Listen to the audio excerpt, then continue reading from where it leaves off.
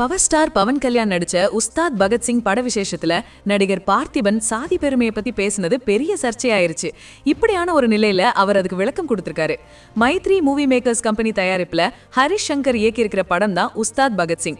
இதுல ஹீரோவா பவன் கல்யாண் நடிச்சிருக்காரு. ராஷி கண்ணாவும் ஸ்ரீலீலாவும் ஹீரோயினா நடிச்சிருக்காங்க. பார்த்திபன் இந்த படத்துல வில்லனா நடிச்சிருக்காரு.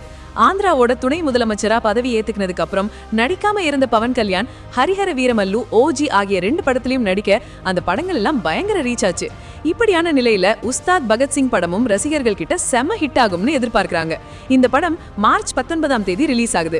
இதை முன்னிட்டு ஹைதராபாத்ல உஸ்தாத் பகத்சிங் படத்தோட ப்ரீ ரிலீஸ் ஷோ நடந்துச்சு.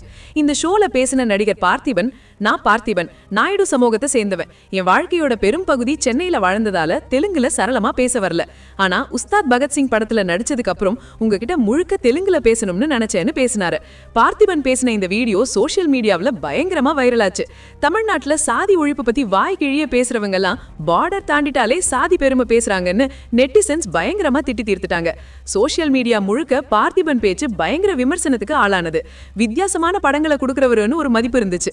அதை நீங்களே கெடுத்துக்கிட்டீங்கன்னு சகட்டு மேனிக்கு கமெண்ட்ஸ்ல வச்சு செஞ்சுட்டாங்க.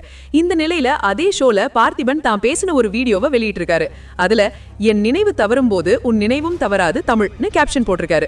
அது மட்டும் இல்லாம வீடியோல நான் தமிழ்ல 75 படத்துக்கு மேல நடிச்சிருக்கேன். 15ல இருந்து 20 படம் வரைக்கும் இயக்கியிருக்கேன், தயாரிச்சிருக்கேன். சில தேசிய விருதுகளும் வாங்கியிருக்கேன். இந்த மேடையில நான் தமிழ் சினிமாவுக்கு நன்றி தெரிவிச்சுக்கிறேன்.